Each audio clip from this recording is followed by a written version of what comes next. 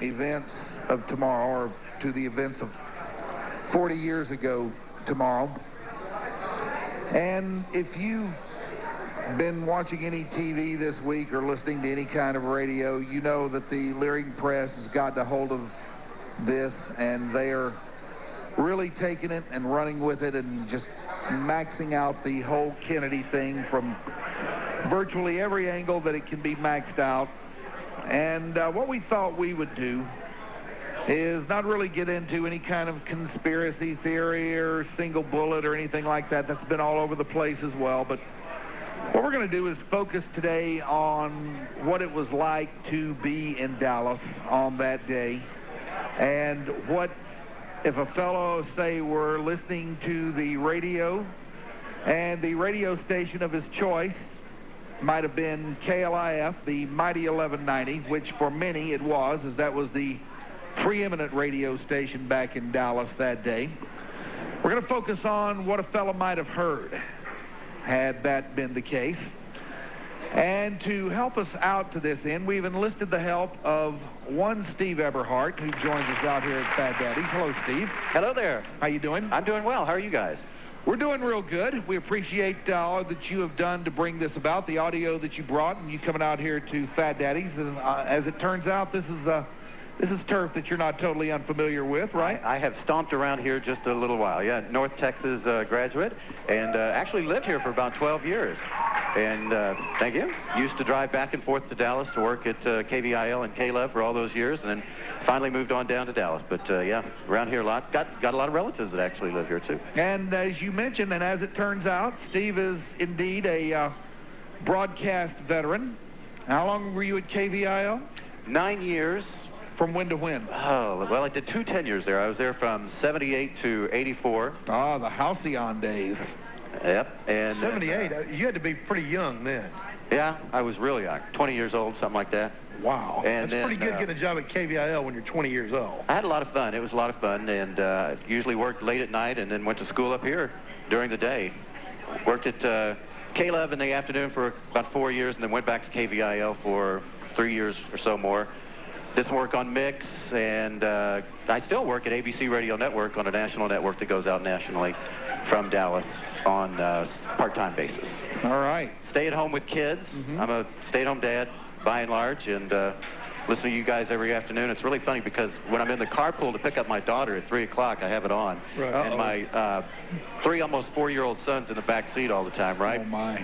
Right. So stories like this make me nervous, yeah, Steve. this should, because like about 3:10, there's nothing like forgetting the fact that you guys start out with that SOB, SOB, SOB thing, Mm-hmm. and forgetting to turn the radio down, and 3 seconds after hearing it on the air, hearing your 3-year-old repeat it back to you. Nice. Nice. Real nice. That's very nice. But we do enjoy it. That makes us very proud. Right. That makes us just very, very proud. It really makes us know we're sending a positive message out there for the youth of tomorrow. Yes.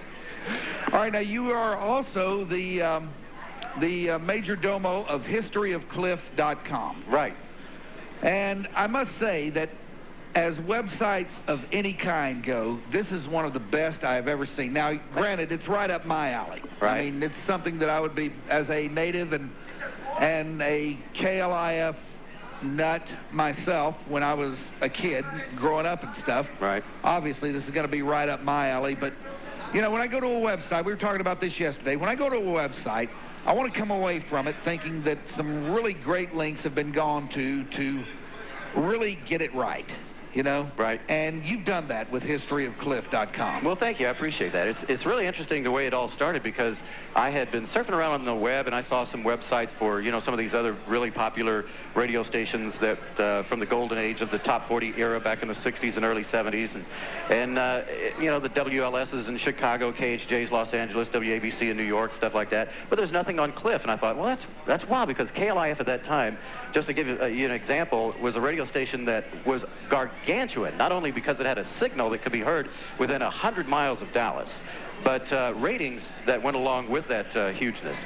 Today, a radio station with a 6 or 7 share might be the #1 radio station in Dallas. Back then, they had 60% of the audience during some times of the day. Just an enormous station, so it was hugely popular. I was shocked that there wasn't a website set up to commemorate that. So I called the current Cliff and asked them if they had any plans to do anything like that. They said, no, give it a shot.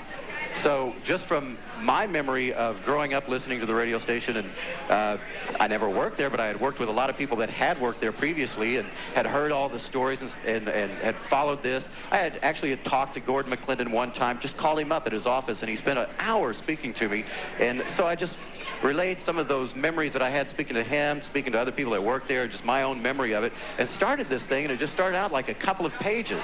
And the thing that was interesting about it is, as time went on, people would discover this thing, and they would send me a story. Maybe they were a former jock or a news person or an employee that worked at the radio station. They would send me some photographs, and I'd put those photographs on and then put their little story in there. And over the last 3 or 4 years, it's just built itself, really, and it's just been phenomenal how many people that I have contacted and have shared their own information, photographs, memorabilia, what have you, that has furthered the radio station's website up.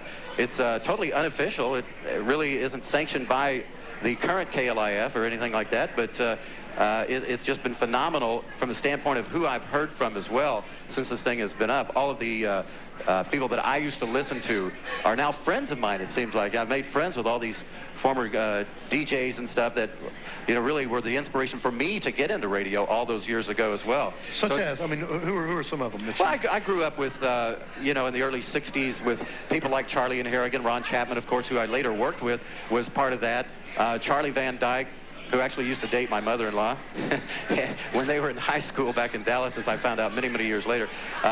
He and I have become friends. Ken Dow is a good friend of mine now. I'd like to count him on the list. And, of course, he was through many years of the Ken and Granny morning show on there and has helped contribute a lot of things. Gosh, Randy Robbins was one of their night jocks who has become a friend. I'm just off the top of my head naming names here. Michael O'Shea, who was a longtime midday and morning man on the radio station, now an owner of radio stations out on the West Coast, and has done phenomenal in his career. Just, it's been amazing through the course of time who I've heard from and their contributions to the whole thing. Was it hard to get the audio tape, to get access to a lot of the audio you have on there? I had some audio just from tapes that I made myself as a kid, you know, on my little cassette recorder or whatever. And, you know, again, as people have started to contact me through the years, it just kind of took on a life of its own. And people started sending me audio tapes. And there's almost not a week go by that I don't get a tape from somebody.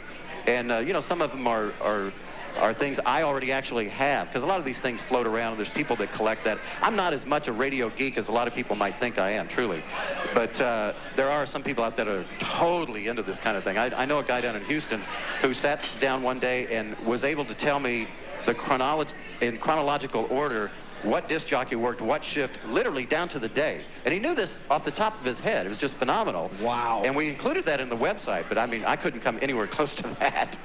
You know, I was trying to explain to everybody just what Cliff was back then and just how big it was and how it was really an all things to all people radio station. It really was. You know, the radio stations that are popular today, you might have stations such as this, The Ticket, which is, you know, hugely popular for mostly male listeners and people that are interested in sports and talk and stuff like that. You have other stations that play hip-hop music. You have one that plays country, adult contemporary. Right. Everybody is trying to look for their own little fairly narrow slice. Yeah, niche. Everybody's got their little niche. Back then, it wasn't necessarily that way. Several reasons why.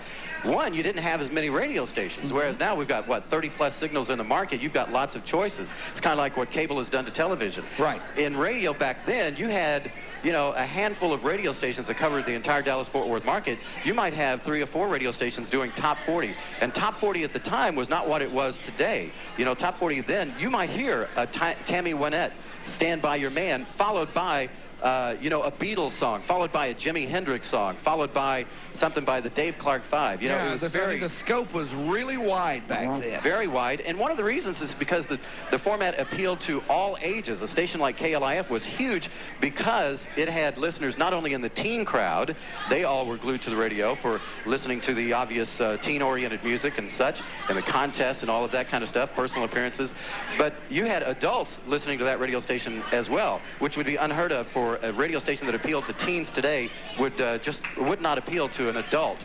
But back then it did work because they had the magic method to make it work. They also were as popular for their news as they were for their music programming and everything else. They were the news authority of the city at the time. You know, the funny thing is, when I explain all this to people, that's the thing that throws them off. Yeah. They're saying, now, wait a minute, it's a music station, but they also had a big news operation, They had a huge news operation. Yeah, they did. And the thing that was interesting is, like I said, they were as popular for their news as they were for anything else they did. On most top 40 radio stations across the country at the time, the WLS's, KHJs, and WABCs, those stations treated their news like it was just a tune-out factor, something they had to do to meet the FCC requirements. They threw it on there, got out of it as quick as they could, and just ignored it. KLIF, on the other hand, promoted it, built it into a solid aspect of the radio station that was on an equal bearing with the rest of what they programmed on the radio station. I still think that could be done today. Well, I still think if somebody were to apply that and put enough money in it and promote it enough, I think it would work. Well, the reason that it won't now is because you have more choices. That's a huge factor in it. But if you're better than everybody else, people are going to find you. That has always been an argument that I've had as well. That if you take the time and have the dedication to do it, it could still work. I don't know. But, you know, the problem is you just don't find people in the industry that are that dedicated to it. Because consultants have screwed this whole business up. Well, sure they have, and others as well.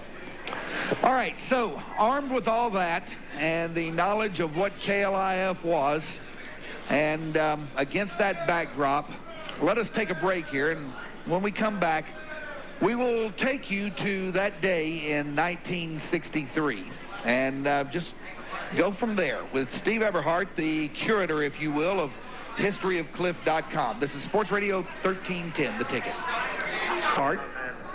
Hello there. Historyofcliff.com. And I guess we spent a little time setting up what historyofcliff.com is and your whole association with it and everything, and really what KLIF was back then. So let's just get going on that day 40 years ago tomorrow and what a fellow might have heard had he been listening to KLIF on that day. Well, one of the things I wanted to say as we start out here, KLIF was a station that did not have a network at the time. They were their own entity. They did all of the news themselves. A lot of radio stations were affiliates of ABC, CBS, or NBC, something like that. Right. So they relied a lot of times on a national exploding story on a network. KLIF never did that. They relied on their own personnel to create the coverage of whatever happened, if it was local or national. In this case, it was both. Just to give you an example of how all of the networks, the national networks, ABC, CBS, NBC, were scrambling when the first bulletins came down, which, if you think back to what happened, the first bulletins were shots were fired. Right. Nobody knew what had happened. Did they just fire a gun off in the vicinity of the motorcade? Was somebody shot? Was the president involved? Nobody knew any of that at the moment that they just heard shots were fired. So here is a little montage of what the national radio networks did, and the first one is of NBC, and this guy, you can hear the emotion of the moment in his voice as he's alerting his national affiliates to join in the network. Hit it. Stations, this is a 30-second hotline bulletin talk-up. Just 25 seconds from now, we'll bring you a hotline bulletin dealing with the president. Several shots were fired near the president in Dallas. A hotline bulletin coming to you in 15 seconds. Stand by all NBC stations. A hotline bulletin in 10 seconds. A hotline bulletin in 5 seconds. This is an NBC News bulletin. Shots were fired near President Kennedy in Dallas. Here is a report from Robert McNeil, NBC News, with the presidential party in Dallas. Several shots were fired as President Kennedy's motorcade passed through downtown Dallas. We interrupt this program for a CBS Radio Net Alert Bulletin. This is Alan Jackson reporting from CBS News headquarters in New York with a bulletin on an incident which just occurred in Dallas, Texas, where President Kennedy is visiting. President Kennedy and Governor John Connally of Texas were both hit by a would-be assassin's bullets as they toured downtown Dallas in an open automobile a short while ago. We interrupt this program to bring you a special bulletin from ABC Radio. Here is a special bulletin from Dallas, Texas. 3 shots were fired at President Kennedy's motorcade today in downtown Dallas, Texas. This is ABC Radio. Okay, that gives you an example of how the national networks were handling the first moment when this story began to break. Now here is how it sounded on KLIF in Dallas when they were in the middle of a Rex Jones number 2. They were in the middle of a disc jockey program. Rex Jones was the DJ, just playing records and commercials, having a good time, happy-go-lucky. They know nothing untoward has happened. And then all of a sudden, the first bulletin from the news department goes like this.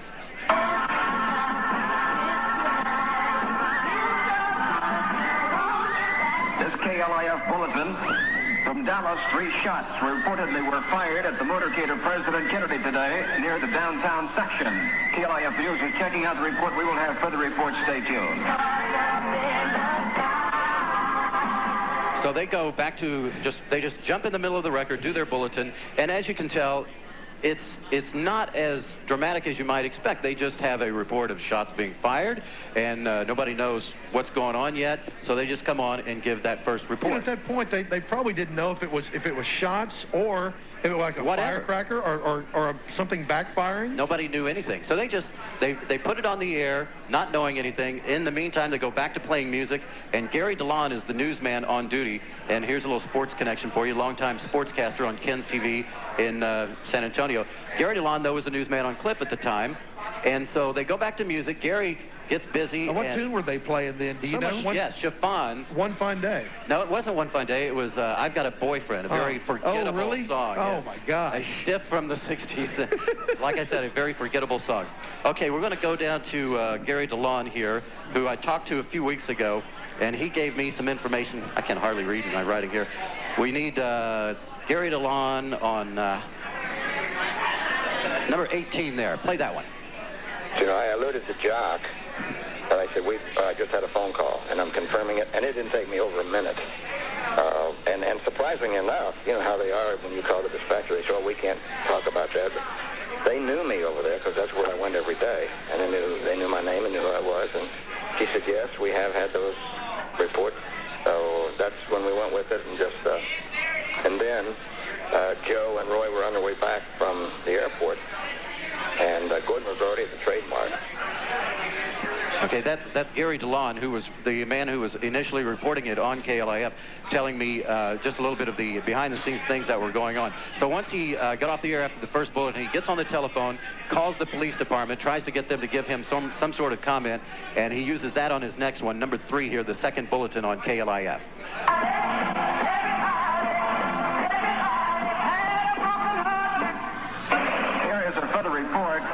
We have just received word that shots had been fired at the Kennedy motorcade. We just talked with the police department. Here was that conversation. Several persons arrived at Parkland, and no information is being given at this time. But you did have reports of shots being fired? We had reports, yes, sir. KLIF News on route to Parkland Hospital to confirm the reports that someone had been wounded in the firing of shots in the Kennedy motorcade in downtown Dallas. Stay tuned to Cliff News. And then back to Tommy Rose, everybody. Yeah, so they just jump right back into another record. And again, they don't really know what's going on. And as the progression of this continues on, it's interesting from a standpoint of listening to the emotion of the voices and the turn in how everything is going, the perception of what is happening here. Because they start out, shots have been fired, we don't know what's going on, we're calling the police department department's giving them just a little tidbit more, and then, you know, as it goes on, every time they come back on, they have a little bit more information. Now, the next one is going to be a report from Joe Long, who was the news director of all McClendon radio stations there, the legendary Joe Long, who really was the man who invented that fast-paced top 40 delivery of news back in the 60s. Joe Long was in a mobile unit and was returning from Love Field, where he was the pool reporter for all Dallas-Fort Worth radio and TV stations. And he was the man who had just been out at Love Field and was broadcasting the arrival of the Air Force One when President arrived at Love Field. He was on all the Dallas-Fort Worth radio stations as a pool reporter, and then got in his mobile news unit and was driving back to the KLIF studios downtown when this all broke. Let me ask you this question, Steve. Back then, with the news format, because they had a big news department, right, but they didn't really go on and on about news the way talk stations do now. They just come on for like 10 seconds. Shots had been fired, and then they go right back to the tune. Is that how they did on covering events? Like when Joe Long was at Love Field, would he just come on and say, for like a minute, you know, the plane has landed? Well, they actually did a long-form broadcast when the plane landed. They were on for about 20-25 minutes nonstop. Was that considered a long time? Yeah, that was interruption of regular programming. They went on at 11:30 or so, and after they finished with that, then they went back to regular programming. But see, that was the thing about Cliff News back then. They had no compunction whatsoever to blow out the record. Yeah, to blow out the tunes or whatever they were doing for a news event. Yep, it was as important to them to be newsworthy as it was to play the latest Beatles record. So as time goes on, you kind of get the feel that things are getting a little more serious. Let's go to the third bulletin. This includes a mobile news report from a mobile news cruiser of KLIF's Joe Long. Hit it. And now we take you to Joe Long in KLIF Mobile News Unit number 4 in downtown Dallas. The latest information, and things are rather confused at this moment, shots definitely were fired at the presidential motorcade as it passed through downtown Dallas. All squads are converging code 3 in the area of Elm and Houston in downtown. There is a tentative description of the shooting suspect, a man, a white male, believed to be approximately 30 years old, reportedly armed with a .30 caliber rifle. How many shots were fired? How many persons, if any, were struck and wounded? We do not know yet. Very close-mouthed officials now clamping down on the entire story. We'll bring you what details are available just as quickly as they come into our possession. Joe Long, Mobile News Unit number 4, 1190 and out. And see, you know, even doing a mobile news report, there's a little promotional and production value to it. Cliff, Mobile News Unit number 4, 1190 and out. Very interesting the way they did a lot of that sort of thing. And that was very in tune with the delivery style that they used, too. I mean, Joe Long was really the guy that set the tone for all that anyway. Absolutely. You know, and it's amazing what they probably had to do to get that mobile unit up on the air, to whereas if that happened now, you just reach in your pocket, you pull out your cell phone, and you call in, and you're on in a matter of seconds. Right. So as the time goes on there, you see how they're kind of progressing along. Now they're getting a little bit more information. We know that the radio station has information that they've got a suspect already from some of the eyewitnesses on the scene. And as we go on, then you just get more information. The fourth thing here is going to be a little bit of Rex Jones. He was the DJ on it. And he then begins to also reflect upon what is going on. So the fourth bulletin now. Okay, I'll tell you what, let's take a break, and we will hear that when we come back. Very good. More with Steve Eberhardt of historyofcliff.com next here on The Ticket. Enjoy the game. It is really that simple. Hey, the solution is Tweeter. They will make certain you get the right HD TV with no hassles. Stop by any Tweeter location in the area. Check it out for yourself. They've always got games going in high def inside Tweeter. You won't believe what you see. High-definition television from Tweeter. You've heard the expression, good is new. Well, the people who designed the Lexus Certified Pre-Owned program took that expression quite literally. So every certified pre-owned Lexus comes with this warranty. 3 years from date of purchase or 100,000 total vehicle miles, as well as 24-hour roadside assistance. If you should require qualified warrantable repairs, you'll get a complimentary loaner car. It even comes with a free oil and filter change within 90 days or 5,000 miles after you purchase it. Think that's as good as new? There's more. Because every certified pre-owned Lexus is hand-selected even before it passes a grueling 128-point inspection. And you can purchase it using loan rates and terms usually reserved for new cars. Yes, a certified pre-owned Lexus feels just like owning a new one. And better than new when it comes to anything else. See your Dallas-Fort Worth area Lexus dealer or visit Lexus.com. Only Tier 1 and 2 customers will qualify for the lowest finance rate. See your participating Lexus dealer for details about the certified pre-owned program, roadside assistance, and finance rates. Hey, hey, what's everyone doing here? Todd, sit down. We gotta talk. What? We know you're using prepaid wireless. I don't believe this. Give me my prepaid card. Let it go, Todd. Don't you see the AT&T wireless Go Phone service is better than prepaid? There's still no annual contract or credit check, and rates are as low as 10 cents a minute on the $39.99 plan. That's less than half of most prepaid rates. What is this? Plus, you get unlimited nights and weekends. Lots of anytime minutes, all in the AT&T wireless national network. And you get a cool phone with up to a $50 mail-in rebate. Even at M-Mode service to get the internet, email, music. Oh, man. I'm such an idiot. Thanks, Todd. Because I didn't want to have to say it. AT&T Wireless Go Phone. Visit an AT&T Wireless store, a participating 7-Eleven, Best Buy, or Toys R Us, or click ATTWireless.com for special online deals. Reach out on the wireless service America trusts. AT&T Wireless. Geographic limitations, device compatibility, and other charges, terms, and restrictions apply. Deposited amounts expire in 30 days. Additional charges apply to M-Mode service. Rates compared to national plans. See store for details. Good afternoon to you once again. Just a reminder to be very careful if you're in downtown Dallas this evening and tomorrow, because around Dealey Plaza, we've got all the events commemorating the assassination of JFK. A lot of heavy pedestrian traffic. Elm and Main Street will be closed until 6 o'clock at night. And then once again tomorrow morning from 6 a.m. to 6 p.m. on Saturday, closed again because of all the commemorative events. Traffic westbound 30 at Hunt County Line, got your 2 left lanes blocked with an accident there. And then eastbound 20 at Kelly Elliott, there's still an accident working there. You're back to Loop 820. With the tickets, ticket up your tailpipe traffic. I'm Barb Smith. Okay, but Scott, Panthers kind of like the Cowboys. Next on the ticket ticker. Hey, Dunham and Miller here. We got a great food idea for you. Wingstop. If you're planning a party or you're just on your way home and you want something good to eat, take home, sit in front of the TV, chew on some wings from Wingstop. These aren't your normal wings, are they, Joe? No, they're not your normal wings. They are the best wings in town. You can go hot, you can go mild, atomic, or you can go garlic parmesan. That's Junior's favorite. Hawaiian barbecue, original, lemon pepper, all sorts of great choices at Wingstop, and their sides are great. The best French fries in town, fresh cut, seasoned fries, pearled potato salad, and bourbon baked beans, all at Wingstop. Yeah, Wingstop has 30 Metroplex locations. You can find them on the web at wingstop.com. Find the location nearest you. They're open till midnight, 7 days a week. Wingstop, the wing experts. What do you want? What do you want? You want wings? You want the Wingstop. What do you want? What do you want? You want wings? You want the Wingstop. Time's running out, Metroplex. Tal Bart here for Trophy Nissan's fourth quarter countdown. We've won the Metroplex battle, but now we're going up against a California dealer to defend our title of America's #1 Nissan dealership. We're slightly behind, but we won't be beat. We're cutting your payments in half. Get the 2004 Trophy Central 1.8 air conditioning automatic CD stereo. 0 down. Payments of only $98. Yes, 0 down. Payments of $98. Or how about a 2003 Trophy Ultima 2.5S? Power features, automatic CD stereo. 0 down with payments of only $152. You heard correctly. 03 Ultima, 0 down, payments of $152. Plus, get a raffle ticket to win a new Z with every test drive. Trophy Nissan will not be undersold. For more information on getting your payments cut in half, call 866-YES-NISSAN. That's 866-YES-NISSAN. Or see our ad in the Dallas Morning News. And hurry, because the fourth quarter countdown ends Monday night. And it's only at Trophy Nissan. 635 in Galloway and Mesquite. If you don't buy from Trophy, you're just not Texan.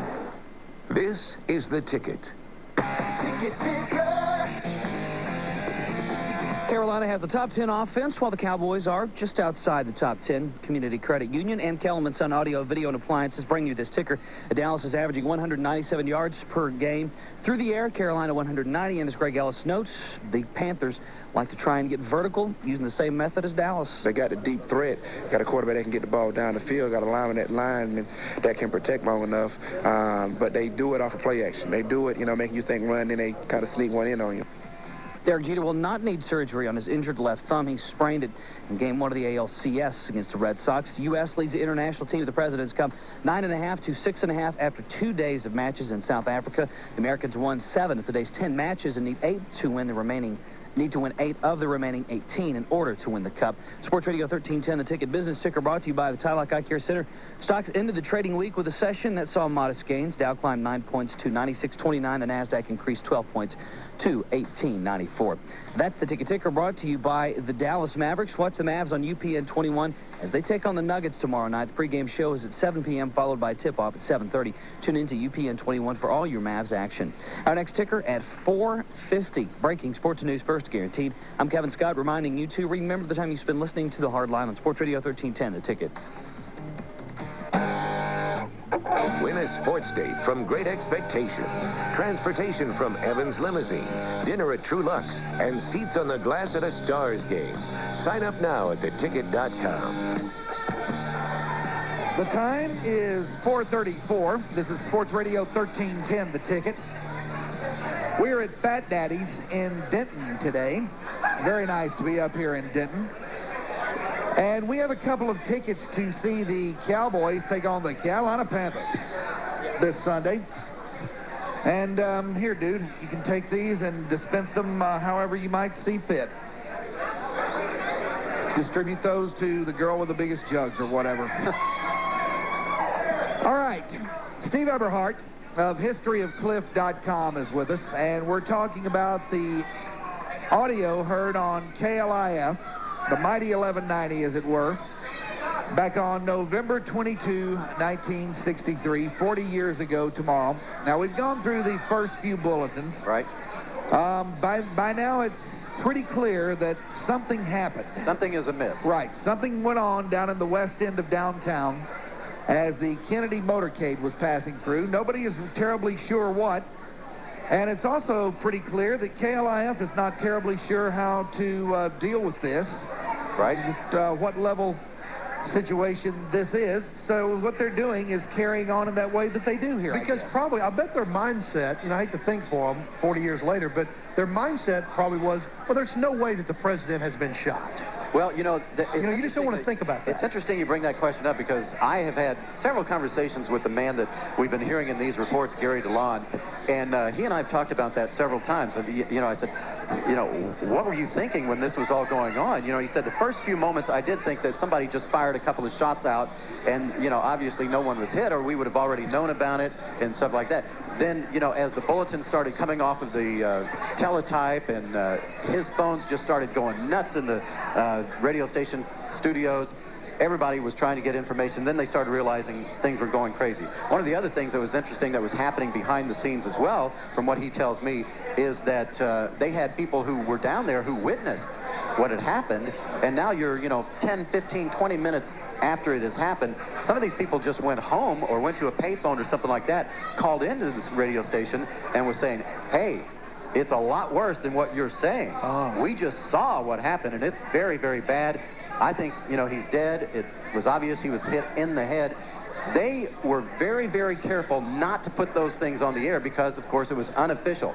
Today, if you can imagine a scenario such as that, they probably would go with it. They'd probably put that right on the air. But back then, they were very careful not to put unconfirmed information on the air. They relied only on official sources, police departments, people like that. So that was one of the big things that was going on behind the scenes that was a little bit of an interest because they just wanted to be very careful of what they were saying. You don't want to say the president of the United States has been hit because you're darn sure of it. Because basically back then, if you're on the radio or TV, you were still governed by newspaper rules.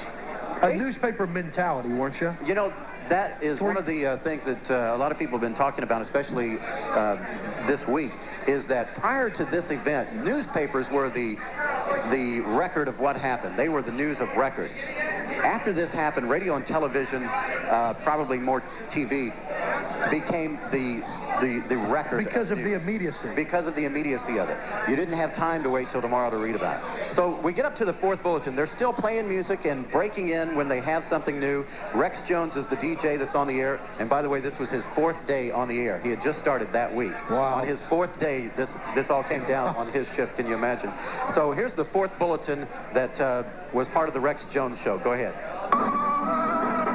playing a song here, coming out of it. It's Gene McDaniels with the KLIF Classic, and ladies and gentlemen, stand by at 1190 on your dial for further developments in the reported shooting during the motorcade of President Kennedy on his visit to Dallas, Texas. Are you hoping that someday you'll find something that's really good for pimples and bad complexion? Search no more. Baker's Beauty Lotion is what you need, or money back. And now another report from Joe Long in downtown Dallas. Latest details on the chase and search in downtown Dallas. An unidentified man fired several shots from what apparently was a high-powered 30-caliber rifle at the presidential motorcade. So far, the authorities are not releasing details on who, if anyone, was hit by any of the bullets or how badly they were injured. Parkland Hospital being very close-mouthed about the situation, but the search now centers at the area of Elm and Houston near the old Texas School Book Depository building, and there is a possibility that the would-be assassin is still inside that building. All available downtown units are converging at emergency speed to that area. The entire area has been blocked off. It is roped off now. No one allowed in or out as the search for this would-be presidential assassin continues in downtown Dallas. What had been journey to Texas for the president and his wife and other officials, Vice President and Mrs. Lyndon Johnson, now has turned into another black smear. And we are keeping up to date on all details through the official police officer sources, and will bring you full details as soon as they're available. Joe Long, this Mobile News Unit number 41190 out. I do 90% of your work. I'm Babel Cleanser. Weak dissolving, stain removing, powerful new Babel. Now, do you believe me?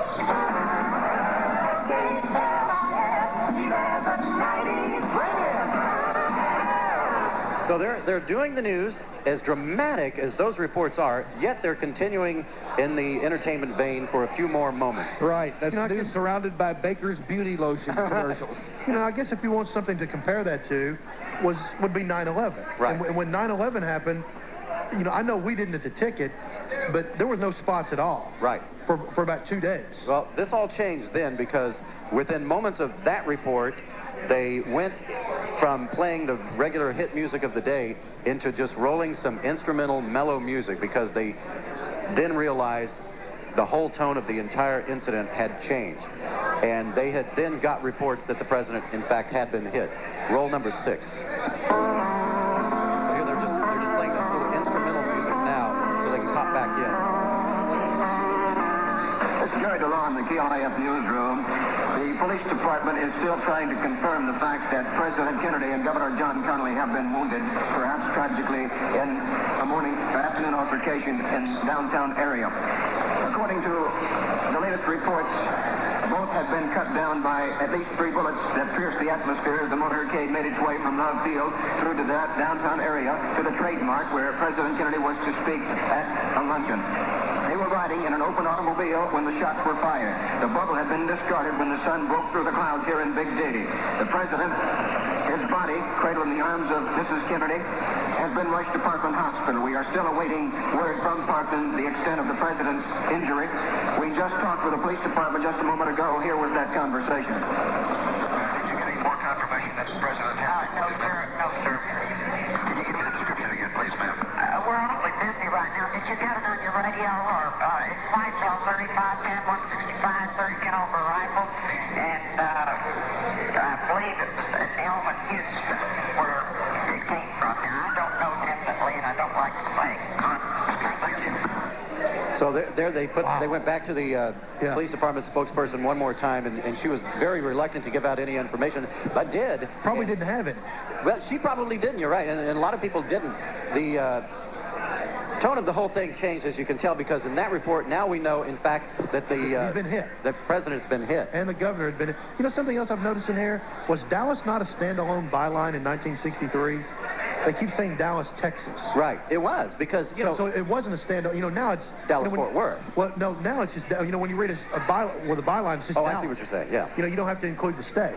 Yeah, one of the things that may be a part of that is when this just broke, Gordon McClendon called his engineering staff and said, I want you to put the KLIF audio on all McClendon radio stations. They had several stations across the country at the time.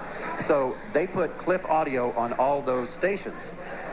During the course of the afternoon, other radio stations across America also picked up Cliff's signal by calling people at random in Dallas, or a friend or a relative that they knew in the area that could pick up the signal, and said, hey, put your telephone down by a radio on Cliff. We're going to broadcast it at our radio station on this end. Gordon McClendon told me in a conversation in 1983 that he knew of 90 or 100 stations nationwide that were picking up the KLIF signal that day. So they basically were broadcasting on an ad hoc network at the time. Yeah. One of the reasons maybe as well that you're hearing them refer to Dallas, Texas, and as the coverage continues through the rest of the afternoon, you hear them speak almost as if they are on a network versus just a local radio station. Now, here's something else that comes into play. You mentioned that they start playing instrumental music and the entire mood of the day seemed to change a little bit. Here's something else that might have been in play that I think everybody will find interesting. KLIF was on a very, very tight clock. Right. I mean, at the top of every hour, there was this tone, and then they went into news, and that was exactly at the top of every hour. Right. And sometimes, as the last record would fade out before the top of the hour, they would be left with, 45, 50 seconds, sometimes over a minute. And they would always roll an instrumental. Right. To get them up to the top of the hour. The DJ would talk over it a little bit. And there was a very good reason for that, because McClendon's order to the programming staff was, I want news at exactly the top of the hour. Yes. So that if somebody wants to hear news, they know at exactly the top of the hour, it will be here. Yes, and they go into this on the website. Right. I mean, this is dealt with on the website. And probably by then they had determined that news bulletins were going to be coming in pretty fast on this. Right. So they better just treat everything as like they were going to the top of the hour. It'd be pretty tough for you and I to work for Gordon McClendon, wouldn't it? It sure would. It was tough for a lot of people. I hate you.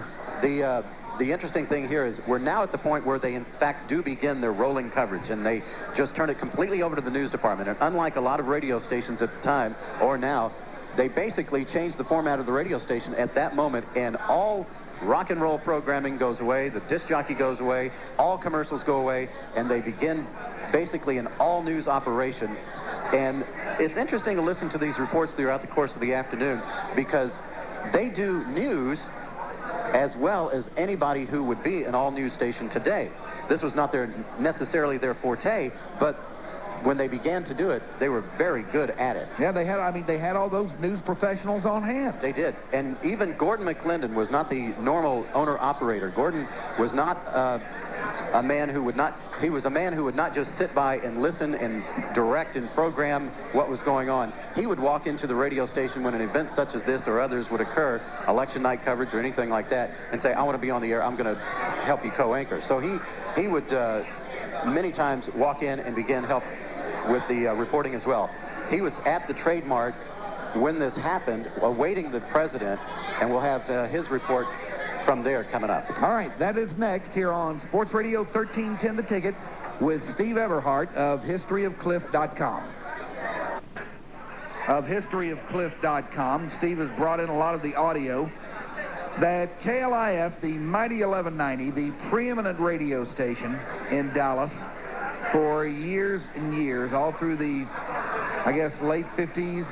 Mid to late 50s through all of the 60s. All of the 60s and all part of the early 70s. Yeah, the preeminent radio station in this market for many years, and certainly the preeminent radio station in 1963. Right. Steve has a lot of the audio that they threw down surrounding the shots on the Kennedy motorcade as it went through downtown Dallas.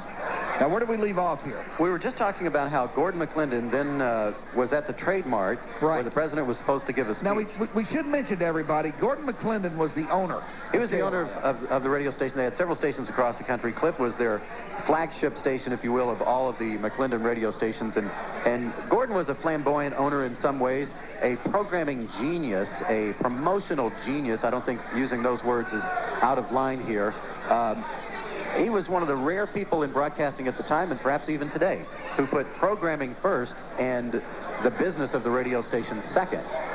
Enormously successful in most of the radio stations he operated. The one here, KLIF, was hugely popular at the time, and obviously their cash cow. Gordon was not unlike a lot of people in radio. He was a programming man. He loved the limelight from that respect, and if an event would take place that he felt he could be a part of and help, he would walk into the studio and, others would step aside so that he could begin.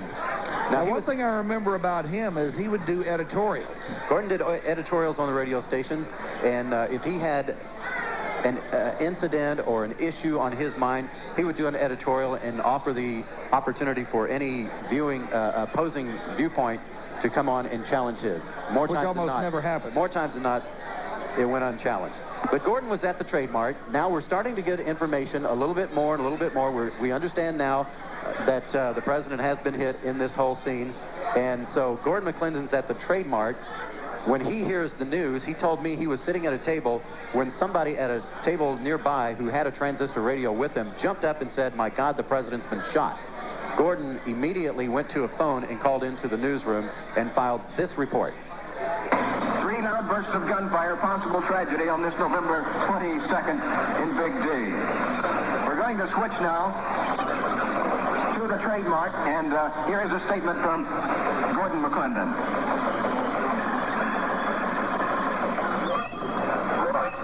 Gordon McClendon at the Trade Mart in Dallas. Here, the scene is of wild pandemonium as 2,000 guests waited anxiously for President Kennedy, Governor Connolly, and the Vice President. Now, rumors run rampant. No one here knows what has happened, but the rumors continue to circulate that the President and Governor Connolly both have been shot. And here at the Trade Mart, we have nothing but rumors and a wild scene of chaos. This is Gordon McClellan from the Trade Mart in Dallas. So that's Gordon. And he really didn't tell anybody much. He didn't have a whole lot to say, but you know, he wanted to get involved. He wanted to give his part. Yeah, just establish that Cliff was at the Trade Mart. Was at the Trade Mart, would have been there to hear the speech and file a report. Now, from there we go on. One of the things that's interesting is the United Press International, of course, is all over the story. And they're spitting out bulletin about what is going on. And it's just an ongoing list of bulletins of the latest information they have. And one of the things that came across was Merriman Smith, who was their reporter in Dallas and was in the press bus, and then went on to Parkland Hospital, talked to Clint Hill, one of the Secret Service men, and said, "How does it look?" And in a very graphic